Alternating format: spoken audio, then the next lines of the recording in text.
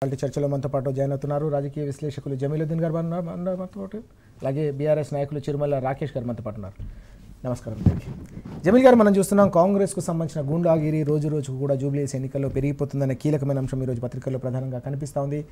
ఇటీవలి బెదిరింపుల వ్యవహారం, తాజాగా ఏకంగా అభ్యర్థి సోదరుడు దౌర్జన్యం చేస్తున్నారని చెప్పేసి నిన్న బీఆర్ఎస్ నేతలు ఏకంగా ఎన్నికల కమిషన్కు కావచ్చు పోలీసులకు కూడా ఫిర్యాదు చేసిన సందర్భం కూడా కనిపించింది. ఎట్లా చూడాలి ఈ మొత్తం పరిణామాల్ని మనం?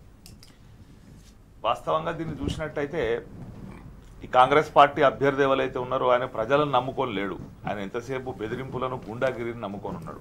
మాది ఖాందాన్ చూడు, మా ఖాందాన్ చరిత్ర చూడు అన్న పరిస్థితిలో ఆయన ఉన్నాడు. నాకు తెలిసి ఈ రాష్ట్ర చరిత్రలనే ఎవరన్నా పోటీ చేస్తున్నటువంటి ఎమ్మెల్యే అభ్యర్థి తండ్రిని పోలీసులు బైండ్ ఓవర్ చేసిన సంఘటన ఈ మొదటిసారి చూస్తున్నాం. అంటే 100 మంది రౌడీలతో పాటు ఈ అభ్యర్థి కాంగ్రెస్ పార్టీ అభ్యర్థి ఎవరైతే ఉన్నారో వారి తండ్రి గారిని తీసుకొని పోయి పోలీసులు బైండ్ ఓవర్ చేసి, అది కూడా సెంట్రల్ ఎలక్షన్ కమిషన్ ఆదేశానుసారం ఆ పని చేసి, ఇక్కడ ఏదో రాష్ట్ర ప్రభుత్వం పోలీసులు తీసుకున్న చర్య కాదు, అది ఎలక్షన్ కమిషన్. అయితే దాన్ని కొనసాగిస్తూ వారు ఇప్పుడు ప్రజలో పోతే వాళ్ళకు ముఖం లేదు. కాంగ్రెస్ పార్టీ చేసిన పనులు చెప్పుకోవడానికి వాళ్ళ దగ్గర ఏం లేవు, అంతేకాకుండా అభ్యర్థి గుణగణాలు చెప్పుకోవడానికి కూడా ఏం లేవు. జనరల్గా పోతే అరే చాలా మంచి అభ్యర్థి, అంతకుముందు సామాజిక సేవ చేసిన వాడు, వీళ్ళ తాతల తరాల నుంచి భూదాన్లో భూములు పంచిపెట్టిన వారు, గాంధీజీతో పాటు స్వతంత్రోద్యమంలో పాల్గొన్నవారు, లేదా తెలంగాణ ఉద్యమంలో పాల్గొన్నవారు అని చెప్పి చెప్పుకుంటారు ఏదైనా అభ్యర్థి పోతే. కానీ వీళ్ళ దగ్గర అటువంటి చెప్పుకోవడానికి ఏం లేదు. కాబట్టి ఏదైతే ప్రజల నుంచి వస్తున్న ప్రతిస్పందన, మనం ఓడిపోతామన్నది వాళ్ళకి తెలిసింది కాబట్టి అవుట్ ఆఫ్ ఫ్రస్ట్రేషన్ అభ్యర్థి బెదిరింపులకు పాల్పడుతున్నాడు. మరి అభ్యర్థి బెదిరింపులకు పాల్పడ్డప్పుడు వాళ్ళ కుటుంబ సభ్యులు ఏం చేస్తారు అంటే వాళ్ళు డైరెక్ట్గా రంగంలోకి దిగి యాక్షన్లోకి దిగినరు.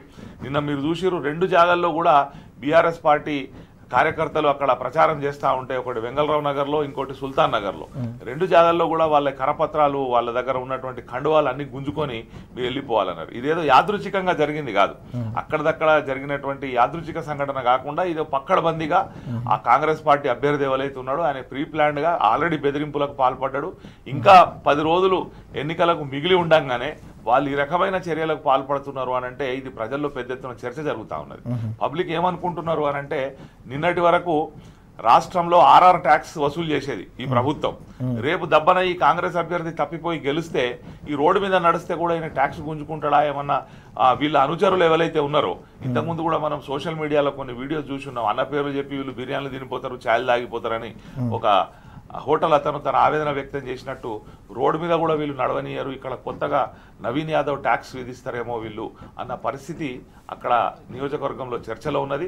దానిలో భాగంగానే ఈ నిన్నటి గుండాగర్ది కూడా ప్రజలందరూ కూడా చూస్తూ ఉన్నారు. సరే, దీని మీద బీఆర్ఎస్ పార్టీ ఫిర్యాదు కూడా చేయడం జరిగింది ఎలక్షన్ కమిషన్కు. మరి ఎలక్షన్ కమిషన్ దీని మీద ఏం నిర్ణయం తీసుకుంటుంది? పోలీస్ డిపార్ట్మెంట్కి ఇవన్నీ కనిపిస్తలేవా? యాక్చువల్గా పోలీస్ డిపార్ట్మెంట్ సుమోటోగా కేసు బుక్ చేయాల్సి ఉండే. ఎప్పుడైతే కాంగ్రెస్ పార్టీ అభ్యర్థి ఈ విధమైనటువంటి భాష వాడి వారం రోజుల్లో మీకు లేకుండా చేస్తా ఇల్లు చూడరు బిడ్డ అని చెప్పి వార్నింగ్ ఇచ్చిండో, కాంగ్రెస్ ఏదైతే పోలీస్ డిపార్ట్మెంట్ ఉందో వాళ్ళు చర్య తీసుకోవాలి. కానీ బీఆర్ఎస్ పార్టీ పోయి ఈ ప్రభుత్వం మీద నమ్మకం లేక ఎలక్షన్ కమిషన్కు ఫిర్యాదు చేసినప్పుడు ఇప్పటికైనా ఎలక్షన్ కమిషన్ ఆదేశాలు ఇవ్వాలి, ఆ అభ్యర్థిని కట్టడి చేయాలి, వాళ్ళ కుటుంబ సభ్యులను కట్టడి చేయాలి. అంతేకాకుండా వీరి నామినేషన్ ర్యాలీలో పాల్గొన్నటువంటి ఏదైతే మొత్తం ఓల్డ్ సిటీ కానీ, న్యూ సిటీ కానీ, ట్విన్ సిటీస్ కానీ అన్నిటికీ సంబంధించిన రౌడీలు, గూండాలు ఏదైతే ఆ ర్యాలీలో పాల్గొన్నారో అదొక గూండాల ర్యాలీ లాగా కనిపించింది. కాబట్టి వాళ్ళు ఎవరు కూడా గుర్తించి వాళ్ళ మీద కూడా చర్యలు తీసుకొని కట్టడి చేస్తే తప్ప ఈ ప్రజాస్వామ్యం నిలవదు. ఈ సాఫీగా ప్రజాస్వామ్యబద్ధంగా ఎన్నికలు నిర్వహించాలంటే తప్పకుండా ఇటువంటి వాళ్ళ మీద కఠిన చర్యలు తీసుకోవాల్సిన అవసరం ఉన్నది. ఎన్నికలు పూర్తిగా ప్రశాంతంగా జరగాలన్నా, ప్రచార కార్యక్రమాలు నిర్వహించాలన్నా తప్పకుండా ఎన్నికల కమిషన్ కఠిన చర్యలు తీసుకోవాలని చెప్పేసి జమీల్ గారు స్పష్టంగా చెప్తున్న సందర్భాన్ని మనం చూస్తున్నాం. దీంతోపాటు ఈ మొత్తం బెదిరింపుల వ్యవహారం కావచ్చు, ఈ పరిణామాలన్నీ కూడా జూబ్లీహిల్స్ ప్రజల్లో పెద్ద ఎత్తున చర్చకు దారితీస్తున్నాయి. ప్రతి ఒక్కరు కూడా ఈ మొత్తం వ్యవహారాన్ని కూడా చర్చించుకుంటున్నారనే అంశాన్ని కూడా ప్రస్తావిస్తున్న సందర్భం. రాకేష్ గారు, మనం చూస్తున్నాం మీరు కూడా ఎన్నికల ప్రచారంలో అక్కడ పాల్గొంటూ ఉన్నారు, ప్రచార కార్యక్రమాన్ని కూడా చూస్తూ ఉన్నారు. ఎట్లా చూడాల్సిన అవసరం కనిపిస్తుంది? గతంలో తెలంగాణలో ఎక్కడా లేని పరిణామాలు జరుగుతున్నాయనే చర్చ ఇప్పటికే మనం చూస్తూ ఉన్నాం. తాజాగా జూబ్లీహిల్స్ ఎన్నికల ప్రచారంలో జరుగుతున్న ఈ వ్యవహారాలని అక్కడి ప్రజలు ఎట్లా అర్థం చేసుకుంటా ఉన్నారు? గుడ్ మార్నింగ్ అండి సీతారామరాజు గారు, మీకు, జమీల్ భాయ్కి, అదేవిధంగా టీ న్యూస్ ప్రేక్షకులకు. ఎప్పుడు కానీ యథారాజా తథా శిష్య అన్నట్టు ఏదైతే ఈరోజు రాష్ట్రంలో జరుగుతున్నటువంటి అరాచక పాలనలో మనం స్పష్టంగా చూస్తున్నాం. రేవంత్ రెడ్డి గారు ఎక్కడన్నా స్పీచ్ల్లో మాట్లాడితే ఏం చేస్తాడు? పేగులు మెడలు వేసుకుంటా, గోళీలు ఆడుతా, లేదా పండబెట్టి తొక్కుతా, లేదా సంపేయండి, నరకేయండి అని చెప్పేసి పిలుపునిస్తాడు. మరి అభ్యర్థి ఏమని పిలుపునిస్తాడండి? అదే పిలుపుని అందుకొని ఏదైతే ఇంకా ఈయన ముఖ్యమంత్రిగా ఉన్నారు రేవంత్ రెడ్డి గారు, కానీ ఇక్కడ డైరెక్ట్గా మనం ఇంతకుముందు జమీల్ భాయ్ చెప్పినట్టుగా కుటుంబ నేపథ్యంలో గుండాగిరించారు. అండ్ నెక్స్ట్ వచ్చేసి ఇక్కడ మనం పోరాడాల్సింది ఎవరి మీద? సిద్ధాంతపరమైనటువంటి పోరాటం జరగాలి రాజకీయాల్లో. ప్రజాస్వామ్యం అంటే ఏంది? మా సిద్ధాంతాన్ని మేము చెప్తాం, మీ సిద్ధాంతాన్ని నువ్వు చెప్పండి. ఈరోజు జరుగుతుంది ఏంది? ప్రధానంగా మేము ఎక్కడైతే అంటే జనరల్గా కార్యకర్తల దగ్గర పోయినప్పుడు వాళ్ళు అడుగుతుంది ఒకటి. నేను ఒక వృద్ధుల అడిగింది, ఓట్లకు వచ్చారు మీరు, గతంలో 4,000 ఇస్తున్నారు, ఏమైంది? కరెంటు కోతలు ఎందుకు మొదలైనాయి? తులం బంగారం ఎప్పుడు ఇస్తారు? లేకపోతే మహిళలకు 2,000, ఒక మహిళ అడుగుతుంది 2,500 రూపాయలు ఇయ్యారని అడుగుతుంటే అది పక్కన పెట్టి ఉచ్చేటి అన్న చక్కగా ఇయ్యని అని చెప్పేసి ఇప్పటికే 3 నెలల పింఛన్ ఎక్కొట్టారు, 2 సార్లు రైతు బంధు ఎక్కొట్టారు. నెక్స్ట్ వచ్చేసి ఏది రైతు రుణమాఫీ అన్నారో అది ఎవరికి చేయలేదు. ఈరోజు కొత్తగా మళ్ళీ వచ్చేసి మేము ఇది చేస్తాం అది చేస్తామని ప్రజలు విశ్వసించడానికి సిద్ధంగా లేరు. ఏం చేసారు అంటే మేము ఉచిత బస్సు ఇచ్చినామంటారు. ఉచిత బస్సు ఇచ్చారు, ఆర్టీసీని మొత్తం ఖతం చేసే కార్యక్రమం పెట్టుకున్నారు. కాబట్టి కాంగ్రెస్ పార్టీ మొత్తానికి కూడా ఇప్పుడు రాష్ట్రాన్ని అధోగతి పాలు చేస్తుంది. ఇంకో మాట ఏమంటారు అంటే ఏదైనా జరిగింది అనుకో గ్లోబల్ టెండెన్సీ ఎట్లుంది అని చెప్తారు. గ్లోబల్ టెండెన్సీ ఎక్కడ లేదండి. బెంగళూరుకు పోదాం పారి, మనం రియల్ ఎస్టేట్ ఏమైనా పడిపోయిందా? ఈరోజు ఏదైతే మనం ప్రధానంగా చూస్తున్నటువంటి జూబ్లీహిల్స్, యాక్చువల్లీ జూబ్లీహిల్స్ పేరుకే జూబ్లీహిల్స్, కానీ మొత్తం కూడా అక్కడ ఉన్నటువంటి అంతా కూడా రోజువారీ కార్మిక వృత్తి చేసుకునేటువంటి వాళ్ళు. అది సినీ రంగంలో కావచ్చు, లేకపోతే జనరల్గా పెయింటర్స్ కావచ్చు, సోఫా మేకర్స్ కావచ్చు, ఇంటీరియర్ డెకరేషన్ చేసే వాళ్ళు కావచ్చు, లేదా రియల్ ఎస్టేట్ బిజినెస్ చేసే వాళ్ళు కావచ్చు. ఇక్కడ ఒక అంటే సోఫా మేకర్ నాకు కలిసినప్పుడు ఏమని చెప్పిండంటే ఏమైంది అంటే మేము ఇంతకుముందు అమ్మేదానికి ఒక 30-40% తగ్గించుకొని అమ్ముకుంటున్నాం అంటారు. ఎందుకు అమ్ముతున్నారు అంటే డిమాండ్ లేదు, కానీ నా దగ్గర లేబర్ను ఓడగొట్టుకోవద్దు నేను, కాబట్టి కంపల్సరీ ఇవ్వాలి. పెయింటర్స్ అండి, ప్లంబర్స్, పెయింటర్స్, ఎలక్ట్రీషియన్స్, వాళ్ళకు వర్కులు లేకుండా ఎందుకు లేకుండా పోయిందంటే హైదరాబాద్లో మొత్తం కూడా రియల్ ఎస్టేట్ వ్యాపారం మొత్తం కూడా కుదేలైపోయింది. ఇప్పుడు ప్రజలందరూ ఏం విశ్వసిస్తున్నారంటే ఈ జూబ్లీహిల్స్ ఎలక్షన్లలో బీఆర్ఎస్ పార్టీని మళ్ళొకసారి గెలిపించి కాంగ్రెస్ పార్టీకి తగిన బుద్ధి చెప్తే కనీసం ఎంతో కొంత గ్రోత్ అన్నా కనిపిస్తుంది, మాకు పనైనా దొరుకుతుంది అనే కాడికి వచ్చేసారు. కాబట్టి ప్రజలు ఒక నిర్ణయం తీసుకున్నారు. కేటీఆర్ గారు ప్రతిసారి చెప్తుంటారు, అన్న సిగ్నల్ దగ్గర రాగానే ఒక ఆటో వాళ్ళు వచ్చేసి మహమూద్ భాయ్ వచ్చేసి ఎప్పుడు అన్న కుస్తో కుస్కరో ఈ గవర్నమెంట్కు అని చెప్పేసి అడిగిందంటే ఒక పేదవాని ఆశ ఎట్లుందంటే పేదవానికి దేంతో అంటే డైలీ ఇక్కడ ఉన్నటువంటి 1 కోటి మందికి ప్రభుత్వ ఉద్యోగాలు ఇస్తారా? ఒక కంపెనీలో పనిచేసేటోళ్ళు కరెంట్ ఉండాలి, ఒక ప్లంబర్కు పని ఉండాలి, కానీ ఆ పనులని ఖతమైపోయినాయి. ఇవన్నీ ఒక దిక్కైతే ఈరోజు పెట్టిన అభ్యర్థి అసలు నువ్వు కార్యకర్తలను బెదిరించుడు సరే, బెదిరింపులు కొట్టాటలతోటే ఎలక్షన్లు పోదామంటే అది పద్ధతి కాదు కదా. అంతకంటే ఇప్పుడు వాళ్ళ మీద పెట్టినటువంటి రౌడీ షీటర్ కేసులు కావచ్చు, మా మీద ఉద్యమ కాలంలో 100 కేసులు పెట్టుకున్నాం కదా, కేసులు మాకు కూడా కొత్త ఏం కాదు, అట్లా కాదు కదా, కేసులతో కాదు కదా ప్రజాస్వామ్యాన్ని నిలబెట్టాల్సింది. ఆ రోజు ప్రజాస్వామ్యాన్ని నిలబెట్టింది కేసీఆర్ గారు రాజీలేని రాజీనామాలతో నిలబెట్టిండు, అంతే తప్పితే బెదిరింపులతోటి గుండాగిరితోటి. లేకపోతే ఎప్పుడన్నా హైదరాబాద్లో ఎక్కడన్నా కేసీఆర్ గారు 10 ఏళ్ల కాలంలో గుండాగిరి కనిపించిందా? బెదిరింపులు కనిపించినాయా?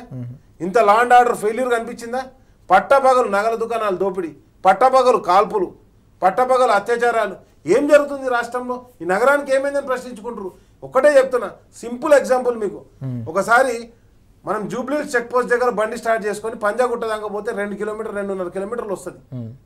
ఆ 2.5 కిలోమీటర్ 5 గంటలకు బయలుదేరుతాం మనం. ఇక్కడ 60 స్పీడ్ అని ఉంటుంది కదా, 5 గంటలకు బయలుదేరుతాం మాడికి జూబ్లీహిల్స్ చెక్ పోస్ట్ నుంచి. పంజాగుట్టకు నువ్వు మీరు ఒకవేళ ఒక అర్ధ గంటలు రీచ్ అయినాక నేను ఛాలెంజ్ చేస్తున్నా, అంత ట్రాఫిక్ జామ్.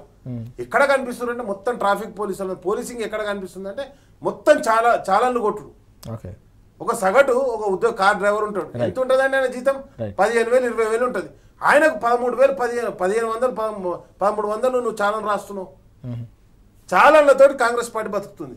కాబట్టి ఒదికు గుండాగిరి, ఒదికు మొత్తం మార్కెట్ అంతా కుదేలైపోయింది, ఒదికు హైడ్రా మొత్తానికి ఎక్కడికక్కడ ఇల్లు కూలగొట్టే కార్యక్రమం, ఒదికు బెదిరింపులు.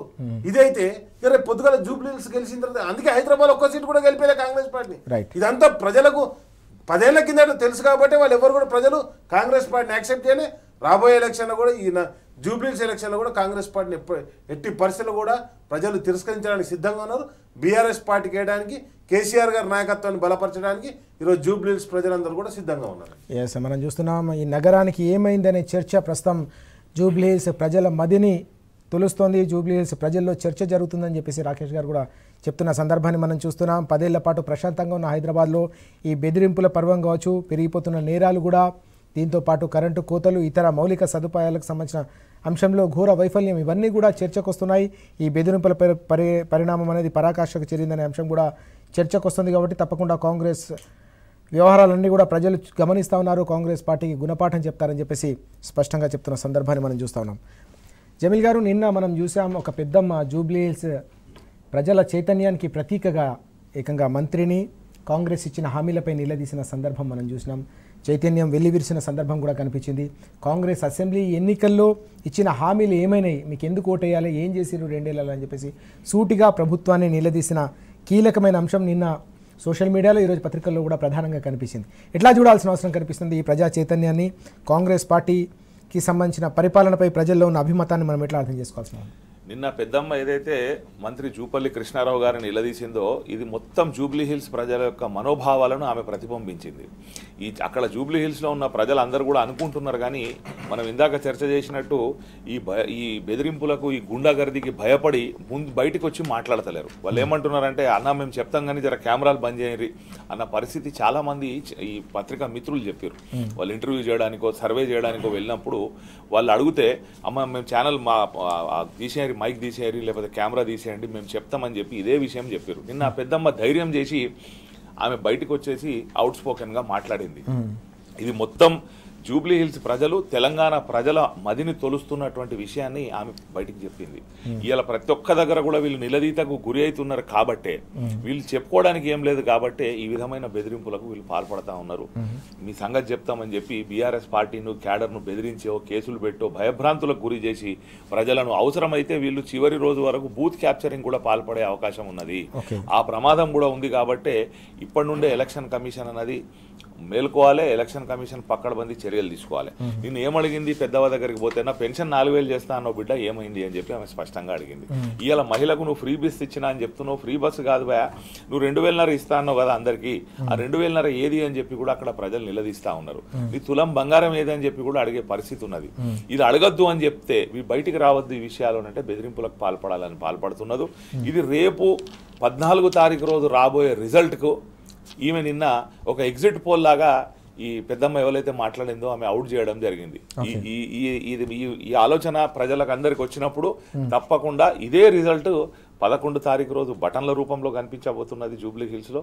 14వ తారీఖు రోజు కౌంటింగ్ రోజు కూడా ఇదే రిజల్ట్ రాబోతున్నది. ఇది ఇప్పటికైనా వీళ్ళను ఈ ప్రభుత్వానికి కర్రుగాల్చి వాత పెడితే ఈ కనీసం ఇంకొక 2-2.5 సంవత్సరాలు 3 సంవత్సరాలు ఏదైతే ప్రభుత్వం ఉంటుందో అప్పటికైనా వీళ్ళకేమైనా హామీలు గుర్తుకొస్తాయేమో. ఇది లేకపోతే మేము చేస్తున్నది కరెక్ట్ అన్న తొవల్నే వీళ్ళు పోతారు, పోయి మళ్ళీ ఇదే ధోరణి కొనసాగిస్తారు. ఇదే దోపిడీ, ఇదే దోసుకోవడం, దాచుకోవడం అన్నది మాత్రమే వీళ్ళు ముందుకు పోతారు. కాబట్టి వీళ్ళకి ఈ ఎన్నికల్లో కరుగాల్చి వాత పెట్టాలని చెప్పి జూబ్లీహిల్స్ ప్రజలు అనుకుంటున్నారు, యావత్ తెలంగాణ ప్రజలు అనుకుంటున్నారు. ఇంకొక గమ్మతైన విషయం ఏంటి అని అంటే, మొత్తం తెలంగాణకు సంబంధించిన ప్రజలు ఎవరైతే ఉన్నారో వాళ్ళ బంధువులు జూబ్లీహిల్స్ లో ఎవరున్నా వాళ్ళకందరికీ ఫోన్లు చేసి చెప్తున్నారు, బాబు ఈసారి మీరు ఓడగొట్టురా, మా బతుకు మీ చేతిలో ఉన్నది, మొత్తం తెలంగాణలో మార్పు, వీళ్ళు ఏదైతే మార్పు అన్న స్లోగన్ మీద వచ్చారో ఈ ప్రభుత్వం మెడలు వంచాలంటే, ఈ ప్రభుత్వంలో మార్పు రావాలంటే వీళ్ళకి జూబ్లీహిల్స్ లో ఓడగొట్టాలని చెప్పి కూడా తెలంగాణలో ఉన్న 33 జిల్లాల ప్రజలు ఈ జూబ్లీహిల్స్ కాన్స్టిట్యున్సీ ప్రజలకు, బంధువులకు, మిత్రులకు ఫోన్ల ద్వారా చెప్తున్నారు. అవసరమైతే రేపు రాబోయే కాలంలో వాళ్ళు ఇక్కడికి వచ్చి కూడా వెసులుబాటు ఉన్న వాళ్ళు ఇక్కడ చెప్పి, అంటే మేము 2006లో కరీంనగర్లో చూసినాం, కేసీఆర్ గారు రాజీనామా చేసినాడు, ఉస్మానియా యూనివర్సిటీ నుంచి, కాకతీయ యూనివర్సిటీ నుంచి విద్యార్థులు, ప్రొఫెసర్లు అందరూ వచ్చి కూడా చెప్పిపోయారు, ఈ తెలంగాణ వాదం ఇవ్వాల మీ కరీంనగర్ వాళ్ళ చేతులు ఉందా, ఈసారి కాంగ్రెస్ ఓడగొట్టురు అని చెప్పి. ఆ విధమైన వాతావరణం మళ్ళీ అలా జూబ్లీహిల్స్ లో కనిపిస్తా ఉన్నది. తీవ్రమైన ప్రజా వ్యతిరేకత, వీళ్ళు ఏదైతే 6 గ్యారంటీలు 420 హామీలు ఇచ్చి ప్రజలను మోసం చేసిరో ఆ వ్యతిరేకత ఇలా ఎలక్షన్ లో ప్రతిబింబిస్తున్నది. ఇది మళ్ళీ మనకు రిజల్ట్ రోజు కూడా కనిపించబోతున్నది. రిజల్ట్ రోజు స్పష్టంగా ఈ ప్రజా చైతన్యం వెళ్ళి విరియబోతుందని చెప్పేసి జమీల్ గారు కూడా చాలా కుండబద్దలు కొట్టి చెప్తున్న సందర్భాన్ని మనం చూస్తున్నాం. జూబ్లీహిల్స్ ప్రజలే కాదు, తెలంగాణ ప్రజల మదిలో ఉన్న అభిమతం ఏ రకంగా ఉందో ఆ అభిమతానికి ఒక నిలువెత్తు నిదర్శనంగా ఈ పెద్దమ్మ మాటలు నిలుస్తూ ఉన్నాయి. 2 ఏళ్లలో ఇచ్చిన హామీలు, అసెంబ్లీ ఎన్నికల వేళ ఇచ్చిన హామీలను పూర్తిగా గాలి కొదిలేసి గోరీకట్టి మరోసారి మాయమాటలు చెప్తే నమ్మే పరిస్థితిలో తెలంగాణ సమాజం, జూబ్లీహిల్స్ ప్రజలు లేరనే ఒక స్పష్టమైన సంకేతం ఈ పెద్దమ్మ మాటల్లో ప్రతిబింబించింది అనేది ఇప్పుడు జూబ్లీహిల్స్ ప్రజల్లో పెద్ద ఎత్తున చర్చ జరుగుతున్న సందర్భం. మీడియా వర్గాల్లో కూడా పెద్ద ఎత్తున నిన్నటి నుంచి కూడా చర్చ జరుగుతున్న సందర్భం కూడా మనకు కనిపిస్తుంది. ఇక్కడ రాకేష్ గారు మనం చూస్తున్నాం, సాధారణంగా అనేక రూపాల్లో ఇప్పటికే ప్రజా వ్యతిరేక నిర్ణయాలపై పోరాటాలు బీఆర్ఎస్ పార్టీ కొనసాగించిన సందర్భం, ప్రజాగ్రహం ప్రతి చోట కూడా వెల్లువెత్తుతున్న సందర్భం కూడా కనిపించింది. కానీ నిన్న ఏకంగా ఒక పెద్దమ్మ మాట్లాడిన మాటలు ఏవైతే ఉన్నాయో, ఏం చేశారు, మీకు ఎందుకు ఓటేయాలని చెప్పేసి సూటిగా మంత్రిని అంటే ప్రభుత్వాన్ని నిలదీసిన సందర్భం కూడా కనిపించింది. ఎట్లా చూడాలి ఈ ప్రశ్న? ఈ ప్రశ్నకు సంబంధించిన సమాధానం నిజంగా ఇప్పటివరకు కూడా రాని సందర్భం ప్రభుత్వం వైపు నుంచి. దీంతోపాటు ఈ ప్రశ్న రేపు జూబ్లీహిల్స్ ఉప ఎన్నికల్లో ఎలాంటి కీలకమైన పాత్ర పోషించే అవకాశం ఉంది? జూబ్లీహిల్స్లో ఒక పెద్దమ్మ ఇచ్చిన స్ఫూర్తి. పరిగెల మల్లయ్య అంటే ఆయన చంద్రబాబు నాయుడిని అడిగినప్పుడు మీ రాష్ట్రం మా రాష్ట్రం మేము ఉంచుకుంటాం, మీ రాష్ట్రాన్ని నువ్వు అని చెప్పేసి మల్లయ్య అంటే ఆయన అప్పుడు తెలంగాణ ఉద్యమ క్రమంలో చంద్రబాబు నాయుడు బస్సు యాత్ర చేస్తుంటే అడిగాడు. ఈరోజు ఈ పెద్దమ్మ మాట మొత్తం కాంగ్రెస్ పార్టీని ప్రశ్నించింది. మీరు ఎలక్షన్లలో ఇచ్చిన హామీలు ఏమైనాయి? మీరు ఓట్లప్పుడు వస్తారు, హామీలు ఇస్తారు, సపరేట్గా పోతారు, మళ్ళీ ఓట్లకే కనిపిస్తారు తప్పితే మధ్యలో కనిపించారు కదా అన్న. కేసీఆర్ అంటే ఆయన అంటే కేసీఆర్ అనే ఒక ఉద్యమ కిరటం, లేకపోతే ఒక సమాజానికి ఒక దశ. ఎందుకంటే నేనేమంటే కేసీఆర్ గారి ఆలోచన ఒక ట్రెండ్ సృష్టించిండు, టార్చ్ బేరర్. ఈ తెలంగాణ సమాజానికి కాదు, భారతదేశ సమాజానికి కూడా టార్చ్ బేరర్. ఆయన ఒక పథకాన్ని తీసుకొచ్చి అమలు చేసి దాన్ని ప్రజలకు వదిలిపెట్టేసిండు.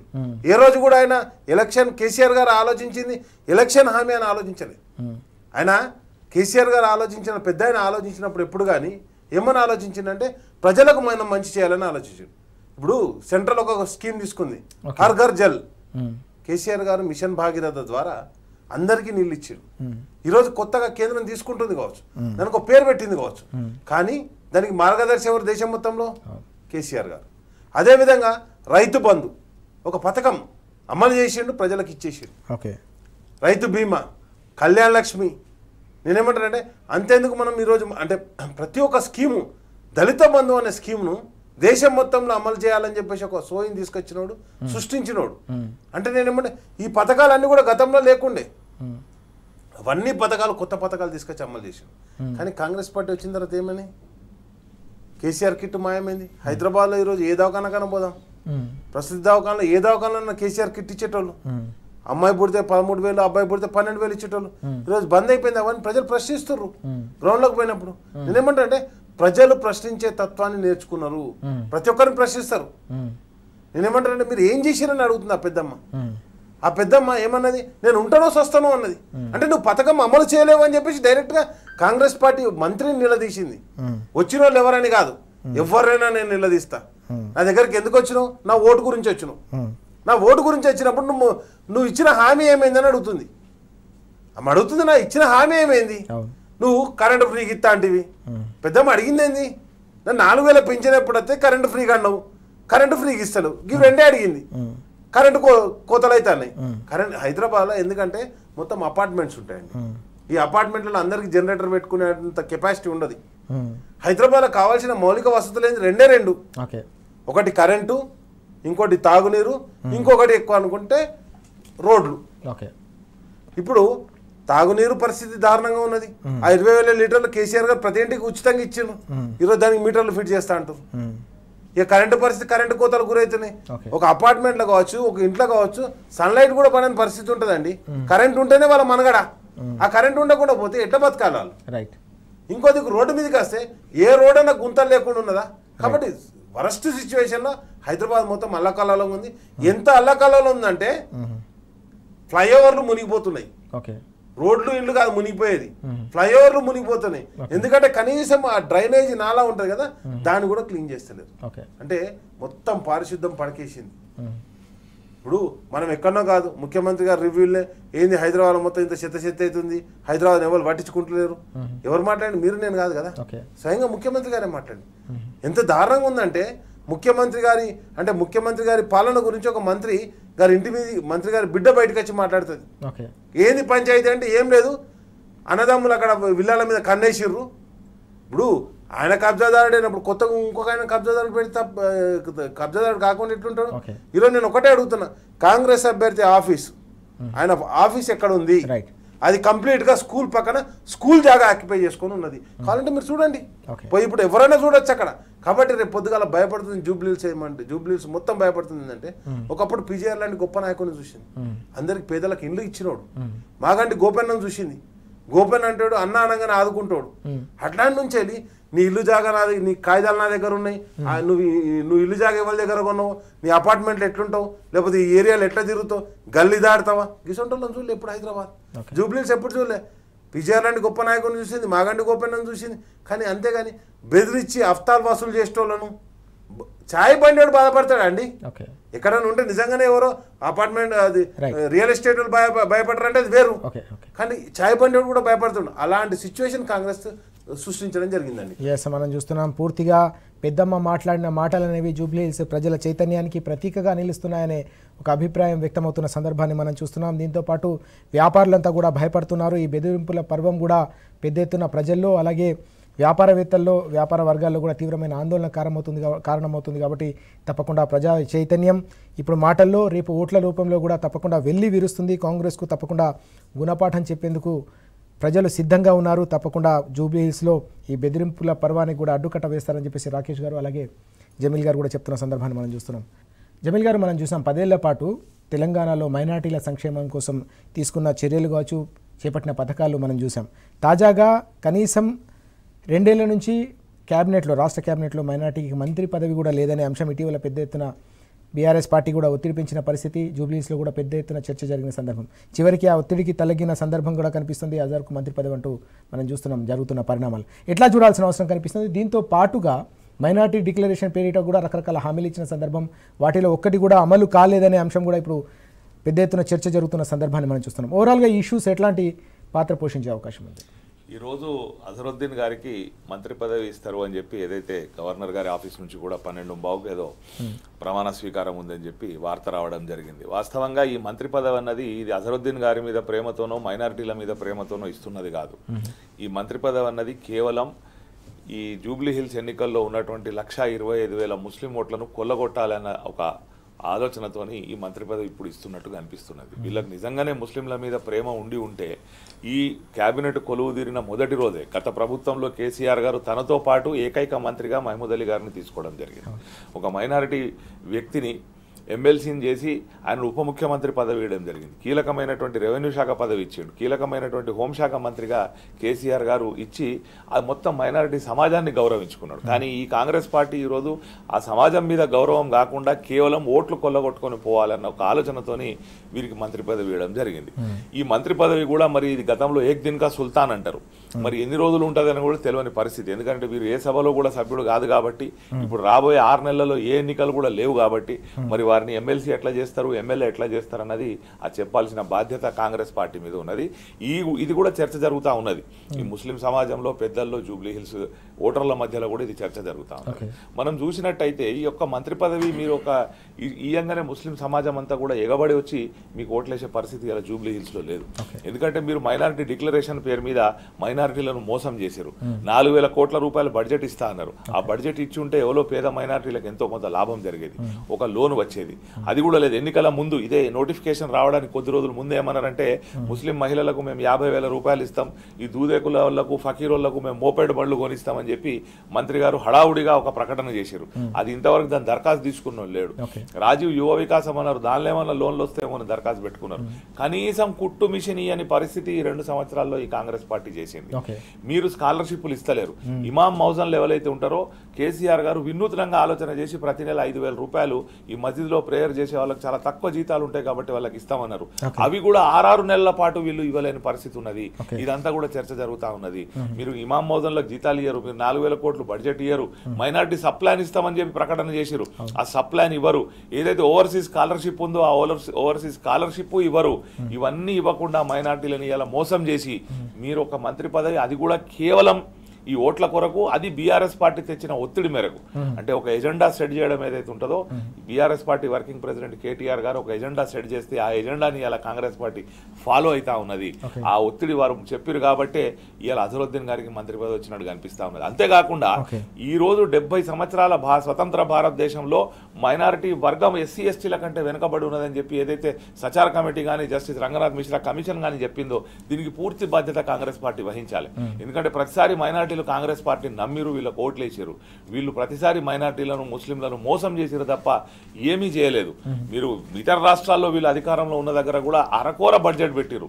అత్యధిక బడ్జెట్ పెట్టిన రాష్ట్రం ఏదైతే ఉందో అది తెలంగాణ. గతంలో కేసీఆర్ గారి ప్రభుత్వ హయాంలో బడ్జెట్ పెట్టింది మైనారిటీలకు రెసిడెన్షియల్ స్కూల్స్ పెట్టి. ఎందుకంటే విద్య అన్నది ఏ డెవలప్మెంట్ కన్నా ముఖ్యం కాబట్టి ఒక 201 మైనారిటీ స్కూల్స్ పెట్టి 1,00,000 మంది విద్యార్థులు చదువుకునే విధంగా కేసీఆర్ గారు కల్పించారు. దాంతోపాటు బయటికి పోయి చదువుకుంటే అమెరికాకు కానీ, ఆస్ట్రేలియాకు కానీ, ఇంగ్లాండ్కి కానీ అబుల్ కలాం ఆజాద్ ఓవర్సీస్ స్కాలర్షిప్ ఇచ్చారు.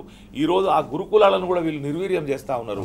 ఇలా అడ్మిషన్లు ఆగిపోయినాయి గురుకులాల్లో. ప్రతి గురుకులంలో మీరు చూసుకున్నట్టయితే విషాహారంతో పిల్లలు ఇబ్బంది పడతా ఉన్నారు.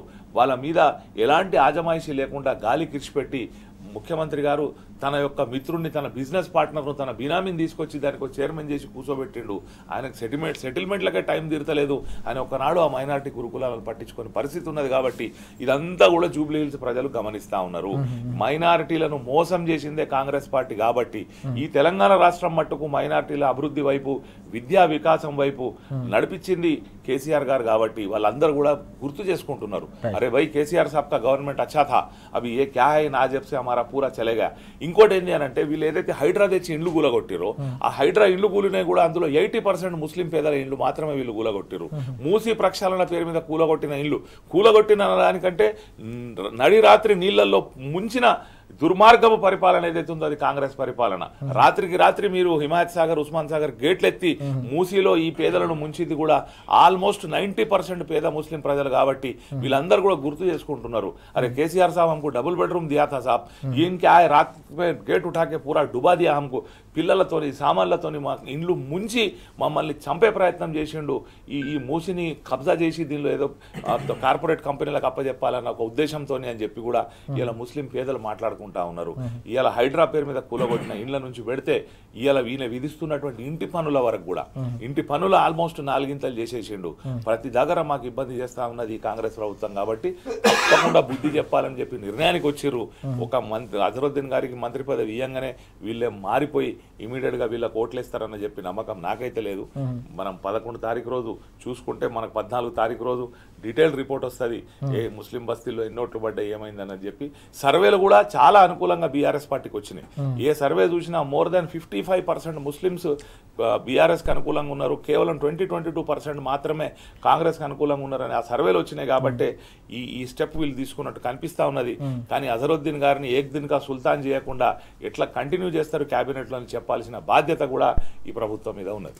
మనం చూస్తున్నాం పూర్తి స్థాయిలో 2 ఏళ్ల పాటు మైనారిటీ డిక్లరేషన్కు పూర్తిగా గాలి కొదిలేసి మైనారిటీలకు ఇచ్చిన హామీలను పూర్తిగా పట్టించుకోకుండా ఎన్నికల వేళ అది కూడా బీఆర్ఎస్ పార్టీ పెంచిన ఒత్తిడి, కేటీఆర్ గారు పెంచిన ఒత్తిడి నేపథ్యంలో ఇక జూబ్లీహిల్స్ ఎన్నికల్లో ప్రచారంలో తిరిగే పరిస్థితి లేకపోవడం వల్లే ఆగమేఘాల మీద ఈ పరిణామం చోటు చేసుకుంది. అజర్కు మంత్రి పదవి ఇవ్వాలనే ఒక ఆలోచన ప్రభుత్వం చేసిందనే చర్చ ప్రస్తుతం మైనారిటీ వర్గాల్లో పెద్ద ఎత్తున జరుగుతున్న సందర్భం కూడా కనిపిస్తుందనే అంశాన్ని జమీల్ గారు చెప్తున్న అంశాన్ని మనం చూస్తూ ఉన్నాం. ఇక్కడ ప్రధానంగా మనం చూసుకుంటే మైనారిటీ డిక్లరేషన్కు సంబంధించి రాకేష్ గారు అన్నిటికంటే ముఖ్యంగా అనేక రకాల డిక్లరేషన్లు ఇచ్చారు, గ్యారంటీలు ఇచ్చారు.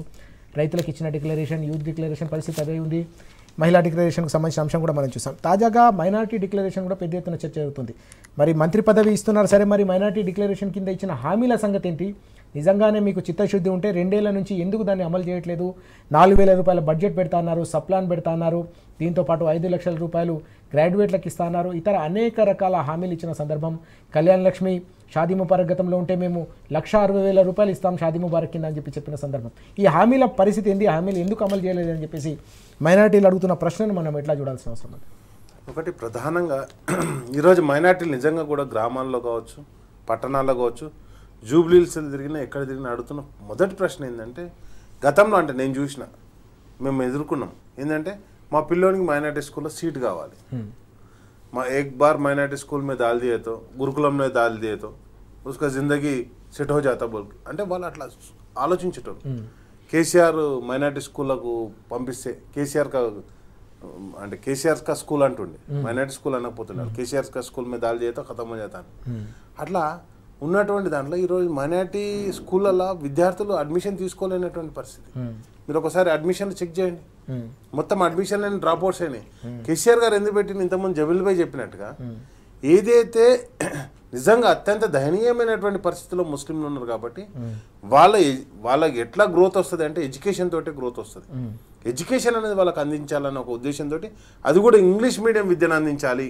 ఎంతసేపు అంటే వాళ్ళ ట్రెడిషనల్గా ఉండేటువంటి మదర్సాలను కాపాడుతూనే ఉర్దూ కావచ్చు లేకపోతే అరబిక్ కావచ్చు వాటితో పాటు ఇంగ్లీష్ విద్యను అందిస్తేనే వాళ్ళ జీవితాల్లో సమూలమైనటువంటి మార్పు జరుగుతుందని చెప్పేసి కేసీఆర్ గారు ఆలోచించి ఆ ప్రణాళిక ముందు తీసుకుపోవడం జరిగింది. షాదీ ముబారక్ అండి దేశం మొత్తంలో ఎవరు పెట్టలే. ఎందుకంటే నేను చిన్నగా ఉన్నప్పటి నుంచి పేపర్లు ఎప్పుడు చూసినా కానీ ఓల్డ్ సిటీలో అరబ్ షేక్లకు అమ్మాయిలను అమ్ముతారు అనేటువంటి న్యూస్ అనునిత్యం కనిపించేది మనకు. కానీ కేసీఆర్ గారు షాదీ ముబారక్ పెట్టిన తర్వాత ఆ న్యూస్ ఎక్కడ కూడా కనిపిస్తలేదు. మీకు ఎందుకు కనిపిస్తలేదు అంటే ఒక సమాజంలో సమూలమైనటువంటి మార్పు, ఒక 30,000కు ఒక 50,000కు తన బిడ్డను ఒక అరబ్ షేక్కు ఒక 60-70 ఏళ్ళ ముసలాయనకు తాకట్టు పెట్టుకునే దుస్థితి నుండి నా బిడ్డకు నేను పెళ్లి చేయగలుగుతాను ధైర్యం ఇచ్చే స్థితి తీసుకుపోయాను. షాదీ ముబారక్ కావచ్చు, కళ్యాణ లక్ష్మి కావచ్చు, అది తండాల్లో గ్రామాల్లో ఉన్నటువంటి పేద మహిళలకు కావచ్చు, పేద కుటుంబాలకు కావచ్చు, అదేవిధంగా ముస్లిం కుటుంబాలకు కావచ్చు.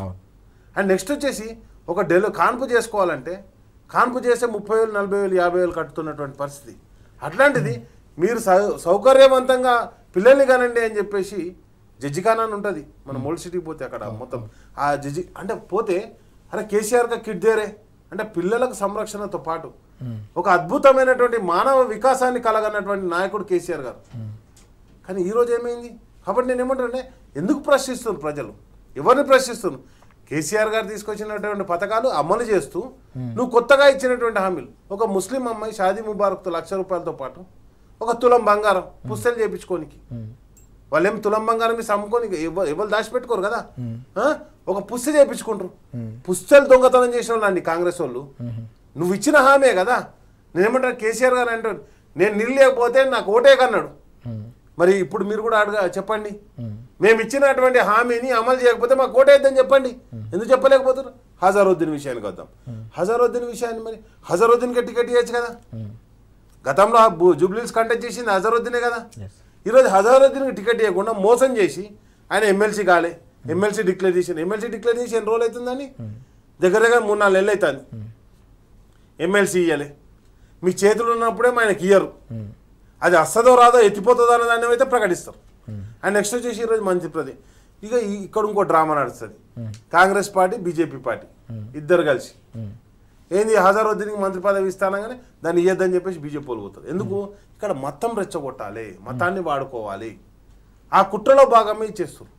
కాబట్టి ఇవన్నీ కూడా ప్రజలు గమనిస్తారు.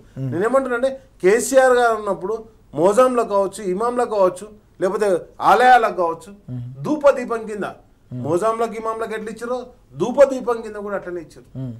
బతుకమ్మ పండుగకు శీలిస్తే రంజాన్ పండుగకి ఇచ్చిండు, క్రిస్మస్ పండుగకి ఇచ్చిండు కేసీఆర్ గారు. అవన్నీ కనుమరుగైపోయినాయి ఈరోజు. నేనేమంటున్నా అంటే ఏమైంది మరి నువ్వు నిజంగానే ముస్లిం సంక్షేమం అనుకుంటే రంజాన్ పండుగ రంజాన్ తోఫా అని చెప్పేసి కేసీఆర్ గారు ఇచ్చేటోళ్ళు. అది ఏమైంది? ఎవరు తీసుకుపోయిండు ఆ తోఫా? షాదీ ముబారక్ ఎవరు తీసుకుపోయిండు? అంటే కాంగ్రెస్ పార్టీ చేసే మోసాలకు హజారుద్దీన్ ఒక మంత్రి పదవి. మరి ఈ 2 నెలలకేం ఎందుకు నువ్వు మంత్రి పదవి? అంటే మైనార్టీస్ అంటే నేను ఓటు బ్యాంకు కిందనే వాడతా, కానీ వీళ్ళకి న్యాయం చేయాలనే ఉద్దేశం ఏ రోజు కూడా లేదు. అదే విధంగా మీరు అన్నారు ఏదైతే మైనార్టీ డిక్లరేషన్ అని చేశారు. మరి మైనార్టీ డిక్లరేషన్ ఏమైంది? ఒక్కటే అడుగుతున్నా, ఈరోజు ఓవర్సీస్ స్కాలర్షిప్లలో దాదాపుగా 1000 మంది ముస్లిం యువతి యువకులకు ఓవర్సీస్ స్కాలర్షిప్ 20 లక్షలు ఇచ్చారు. ఈరోజు నేను ఒకటే డిమాండ్ చేస్తున్నా, మంత్రి పదవి నువ్వు మంత్రి పదవి అని డిక్లేర్ చేసినావు కావచ్చు, ఓవర్సీస్ స్కాలర్షిప్ రిలీజ్ 2 నెలలకి రిలీజ్ చేస్తావు, బీసీ ఫీజు రియంబర్స్మెంట్ రిలీజ్ చేస్తావు, మొత్తం ఫీజు రియంబర్స్మెంట్ ఎత్తేసినావు. నేనేమంటానంటే దానికి ఏమంటావు? ఇంకా గతంలో బీఆర్ఎస్ పార్టీ బకాయిలు నేనేమంటున్నా నీ 2 సంవత్సరాలు అయ్యి మళ్ళీ నెక్స్ట్ మా ప్రభుత్వం రంగానే మేము ఇస్తాం మా ఫీజు బకాయిలు. అంతకుముందు మీరు కాంగ్రెస్ పార్టీ పెట్టి బాకీ పెట్టి పోతే ఇయ్యాలి మేము. కాబట్టి ఇవన్నీ కూడా ప్రజలు గమనిస్తున్నారు. ఒకటే ఓట్ల రాజకీయాలు చేస్తారు తప్పితే నిజంగా ప్రజా సంక్షేమ రాజకీయాలు ఎక్కడ కూడా జరగట్లేదు. ఓకే. ఈరోజు ప్రతి మహిళ ఏమైతుంది పరిస్థితి, షాదీ ముబారక్ కళ్యాణ లక్ష్మి చెక్కులు 21 కూడా వస్తలేవు. అంటే పెళ్ళయి పిల్లలు పుట్టి తొట్టేసిన తర్వాత కూడా వస్తలేవు. ఓకే. కేసీఆర్ గారు ఉన్నప్పుడు షాదీ ముబారక్ వచ్చేది, పిల్లలు పుట్టగా 13,000 12,000 అలా అకౌంట్లో పడేది, కేసీఆర్ కిట్ వచ్చేది. అవన్నీ మాయమైపోయినాయి. ఇప్పుడు పిల్లల్ని చదివిస్తామంటే స్కూళ్ళు మాయమైపోయినాయి. నువ్వు మహిళలకు ఇస్తాను 2,500 రూపాయలు ఇవ్వకుండా పోయినావు, పింఛన్లు వేస్తాను పింఛన్లు ఇవ్వకుండా ఎక్కువ కారికి వచ్చింది. కాబట్టి ఇవన్నీ కూడా ప్రజలు గమనిస్తారు. అదే క్రమంలో మీకు ఒక మాట చెప్తున్నా, మ్యాక్సిమం ఓల్డ్ సిటీ మొత్తం కూడా అంటే మీకు ఏమైతే అంటే ఓల్డ్ సిటీ అంతా కూడా మూసి పరివాహక ప్రాంతం కింద ఉంటుంది. అర్ధరాత్రి ఇప్పటికి 4 సార్లు గేట్లు ఎత్తిరండి. అసలు కనీసం కాషన్ లేదు, దాని ఒక సైరన్ లేదు. ప్రతి మసీదులో ఒక సైరన్ అయితే ఉంటుంది, ప్రతి గుళ్ళో ఒక మైక్ అయితే ఉంటుంది. అరే మీ గేట్లు ఎత్తుతాను మనం ప్రకటిస్తే అధికారులు ఏమవుతుంది? ఇంత దారుణమైన పరిస్థితి అంటే మొన్న బతుకమ్మ పండుగకు అందరు ఎంజీబీఎస్ బస్ స్టాండ్ వెయిట్ చేస్తారు బస్సుల గురించి, గేట్లు ఎత్తిరు. బతుకమ్మ పండుగకు కొనుక్కున్న కొత్త బట్టలు తడిసిపోయినాయి, బురద అయిపోయినాయి. అంటే ఎంత దుస్థితిలా అక్కడ ఇళ్లలో ఉండేటోళ్ళకు. ఇప్పుడు మనం తుఫాన్ వచ్చింది అనగానే మొత్తం సహాయక చర్యలు చేపడతాం. హైదరాబాద్లో మూసికి వరద వచ్చింది మొన్న, అంటే గేట్లు ఎత్తినాం, ఇళ్ళల్లో నీళ్ళు వచ్చినాయి, ఎక్కడన్నా సహాయక చర్యలు చేపట్టిరండి? కాబట్టి నేను ఏమంటానంటే కనీసం హెచ్చరిక లేదు. మూసికి గేట్లు ఎత్తుతున్నాం, ఆ గేట్లతో నీళ్ళు వస్తున్నాయి, లేకపోతే హిమాయసాగర్ గేట్లు ఎత్తుతున్నాం, చెప్పడానికి ఏమవుతుంది?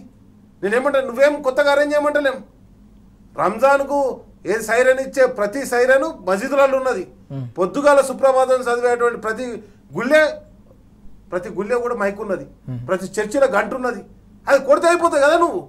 కానీ వాంటెండి హైదరాబాద్ను, ఆ హైదరాబాద్ చుట్టుపక్కల ఉన్న వాళ్ళందరినీ ఖాళీ చేయాలి, రియల్ ఎస్టేట్ భూములు అమ్ముకోవాలి.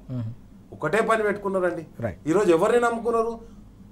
ఒక సేవ చేసిన వాళ్ళను, లేకపోతే ప్రజారంగంలో ఉన్నోళ్ళు, ప్రజాక్షేత్రంలో ఉన్న వాళ్ళను కాదు వీళ్ళు ఎన్నుకున్నది. నిజంగా నేను ఇద్దామనుకున్నప్పుడు అంజన్ కుమార్ యాదవ్ అంటే ఒక గొప్ప నాయకుడు ఉండే. కాకుండా అంటే ఏం కావాలి నీకు? బలంతో హైదరాబాద్ను క్యాప్చర్ చేయాలన్నటువంటి ఒక దుష్ట ఆలోచనతో కాంగ్రెస్ పార్టీ సీఎం రేవంత్ రెడ్డి ముందుకు పోవడం జరుగుతుంది. కానీ ప్రజలు గమనిస్తున్నారు.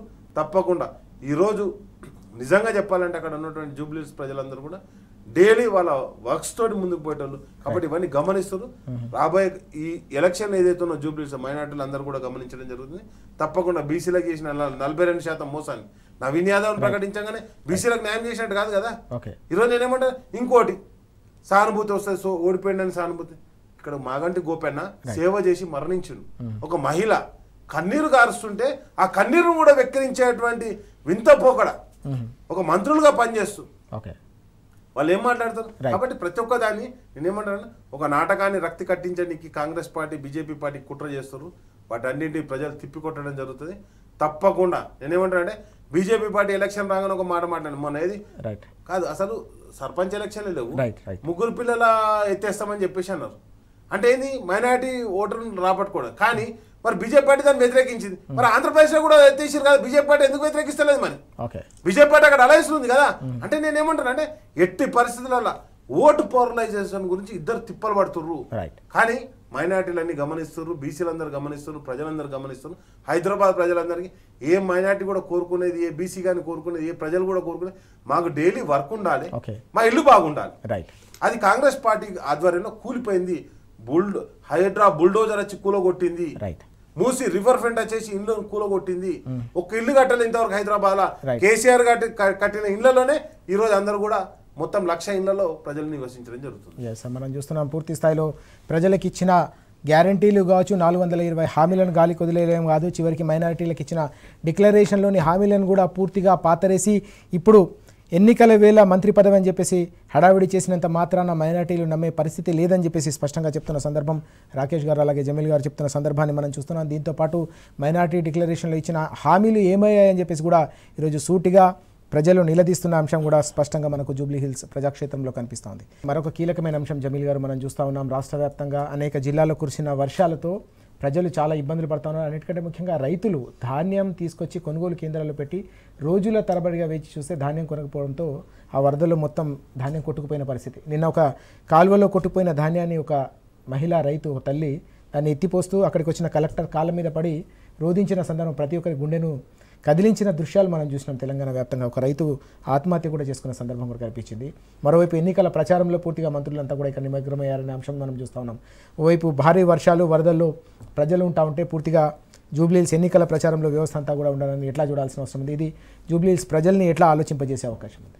ఈ ప్రభుత్వం అన్నది ప్రజలు కేంద్రంగా అంటే పీపుల్ సెంట్రిక్ ప్రభుత్వం కాదండి. వీళ్ళు ఎంతసేపు మనం ఒకసారి అధికారంలోకి వచ్చినాం, మళ్ళీ 10 ఏళ్ల దాకా రామ్ కాబట్టి దొరికిన కాడికి దోసుకోవాలన్న ఆలోచన వీళ్ళకు ఉన్నది. ఎంతసేపు రాజకీయం చేసే ప్రభుత్వం ఈరోజు నడుస్తూ ఉన్నది కాబట్టి వాళ్ళకి ప్రజలంటే కానీ రైతులంటే కానీ పట్టింపు లేదు.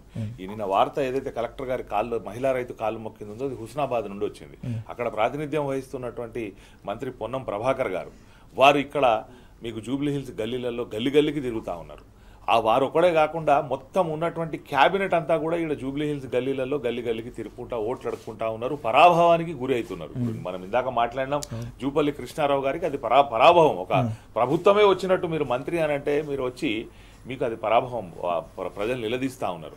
ఇక్కడ వర్షాలు వచ్చినాయి, కొట్టుకొని పోయినాయి. దీనికి కారణం ఎవరు? అకాల వర్షం వచ్చింది, సరే అది ప్రకృతి. కానీ ప్రభుత్వ పరంగా తీసుకోవాల్సిన చర్యలు ఏవైతే ఉన్నాయో మీరు మక్క కొనుగోలు కేంద్రాలు కానీ వడ్ల కొనుగోలు కేంద్రాలు కానీ ఫస్ట్ ఏర్పాటు చేయడంలో చాలా ఆలస్యం చేశారు. హరీష్ రావు గారు నిలదీసిన తర్వాత వారు పెద్ద ఎత్తున దీని మీద మేము ఉద్యమం చేపడతామన్న తర్వాత మక్క కొనుగోలు కేంద్రాలు ప్రారంభించారు. ఆ మక్క కొనుగోలు కేంద్రాలు ప్రారంభిస్తే కూడా దానిలో ఏం కొర్రి పెట్టిరు అని అంటే 1 ఎకరానికి ఒక 30 క్వింటాల మక్క పండుతుంది. ప్రభుత్వం ఏమంటదంటే మేము కేవలం 18 క్వింటాలు మాత్రమే కొంటామంటది. మరి మిగతా 12 క్వింటాలు ఏం చేసుకోవాలి? రైతు ఉక్కల్నా, కోళ్ళకి వేసుకోవాలన్నా, లేకపోతే దళారులకు అమ్ముకోవాలన్నా.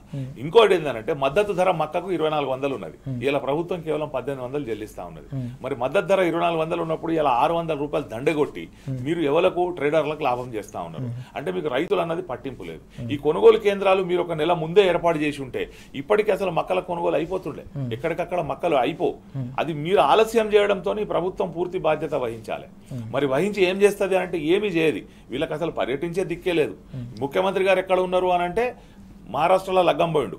ఎవరిదో వాళ్ళ కాంగ్రెస్ నాయకుడు మనమంది లగ్గం ఉందట, ఆ లగ్గానికి మహారాష్ట్ర పోయిండు.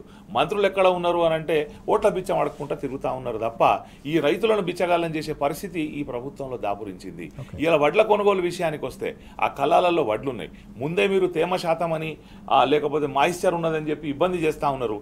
ఇప్పుడు ఈ మళ్ళీ వర్షానికి తడిచిపోయినాయి. మరి కొంటరా అంటే ఏదో ప్రకటన చేస్తారు తప్ప వీళ్ళు కొనరు, రైతులకు లాభం చేయరు.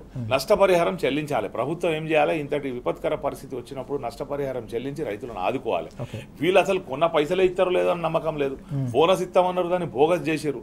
ఇప్పుడు దీనికి నష్టపరిహారం మొన్న కామారెడ్డిలో ఏం జరిగింది చూసినాం. ఎవరికి నష్టపరిహారం ఇవ్వలేదు, ఎవరికి సహాయం చేయలేదు. వీళ్ళు కావాలని ఇంటెన్షనల్ గా క్రియేట్ చేసి ఇప్పుడు మూసిని ఏదైతే ముంచిర్రో గేట్లు ఎత్తి ఉస్మాన్ సాగర్, హిమాయత్ సాగర్ గేట్లు, అక్కడ వాళ్ళకి ఎలాంటి నష్టపరిహారం ఇవ్వలేదు. వీళ్ళు రైతులకు ఏం నష్టపరిహారం ఇస్తారు? ఏమీ ఇచ్చే పరిస్థితి లేదు. కాకపోతే ఈ కుటుంబాలన్నీ కూడా వీళ్ళు గమనించుకోవాలి. ఈ ప్రభుత్వం అన్నది ఈ జూబ్లీహిల్స్ ప్రజలు, జూబ్లీహిల్స్ లో పుట్టి పెరిగిన వాళ్ళు సగం మంది అయితే సగం మంది వివిధ జిల్లాల నుంచి వచ్చి అక్కడ నివసించిన వాళ్ళు ఉన్నారు. వాళ్ళందరూ కూడా రైతు బ్యాక్గ్రౌండ్ నుంచి వచ్చిన వాళ్ళు. వాళ్ళకి ఇంకా ఊర్లలో భూములు ఉన్నాయి, పొలాలు ఉన్నాయి, వ్యవసాయం ఉన్నది. వాళ్ళందరూ కూడా చెప్తారు వీళ్ళకు ఇక్కడ ఈ నష్టం జరుగుతా ఉన్నది, ఇబ్బంది జరుగుతా ఉన్నది అని చెప్పి. వీళ్ళకి ఇంకా గ్రాఫ్ ఇంకా పడిపోతుంది. వీళ్ళు డిపాజిట్ తెచ్చుకోవడానికి తనలాడే పరిస్థితి. వీళ్ళు తిరిగి దండాలు పెడితే ఓట్లు రావు. ప్రజలను ఆదుకుంటే, ప్రజల మనసును గెలుచుకుంటే ఓట్లు వస్తాయి తప్ప బిచ్చం అడుక్కుంటే ఓట్లు రావు, దండాలు పెడితే ఓట్లు రావు, బెదిరింపులకు పాల్పడితే ఓటు రావు అన్న ఇంగితం ఇవాళ ఈ ప్రభుత్వంలో ఉన్న ఎవరైతే కాంగ్రెస్ పార్టీ వాళ్ళు ఉన్నారో వాళ్ళకి తెలిసి రావాలి. కాబట్టి ఇప్పటికైనా ఈ రైతులు ఎవరైతే ముఖ్యంగా వరంగల్ జిల్లాకు సంబంధించిన వాళ్ళు, ఈ వరంగల్ జిల్లాలో చాలా నిన్న నష్టం జరిగింది. వరంగల్ జిల్లా అంతా కూడా మునిగింది. అక్కడ వీళ్ళు అధికారంలోకి వచ్చి 2 సంవత్సరాలు అయింది. మరి ఈ వాతావరణ మార్పులతో విపరీతమైన వర్షాలు పడతా ఉన్నాయి. పడ్డప్పుడు దానికి డ్రైనేజ్ సిస్టమ్ ను సరి చేసుకోవడం కానీ, ఈ నాళాలను సరి చేసుకోవడం కానీ చేయకుండా యాక్చువల్గా ప్రీ మాన్సూన్ మేనేజ్మెంట్ అంటే ఎండాకాలంలోనే ఈ నాళాలు, మోరీలు అన్ని సాఫ్ చేసి పెట్టుకుంటే ఎక్కడి నీళ్ళు అక్కడ వెళ్ళిపోతాయి. కానీ అది ఏది చేయకుండా ఎక్కడ చెత్త అక్కడ పెట్టడంతో కూడా ఈ ముంపుకు గురైతా ఉన్నది. సుమారు 15,000 మంది ఇలా వరదల్లో చిక్కుకోపోయి ఉన్నారు. ఇంకొక ముఖ్యమైన అంశం ఇందులో, ఇన్ని వర్షాలు పడ్డా మనకెక్కడ కూడా చెరువులు తెగినట్టు సమాచారం వస్తలేదు ఏ పత్రికలో కూడా. ఎందుకు అనంటే మిషన్ కాకతీయ పేరు మీద కేసీఆర్ గారు ఏదైతే చెరువులు రిపేర్ చేసి పెట్టిరో అవి గట్టిగా ఉన్నాయి కాబట్టి ఎక్కడ కూడా చెరువు వీళ్ళు రోడ్లు తెగిపోయినాయి, రైల్వే లైన్లు తెగిపోయినాయి, కనెక్టివిటీ బంద్ అయింది. మీకు విజయవాడ నుంచి వరంగల్ మీదుగా రావాల్సిన ట్రైన్లన్నీ క్యాన్సిల్ అవుతా ఉన్నాయి. కానీ ఎక్కడ కూడా చెరువు తెగిన సంఘటన లేదు.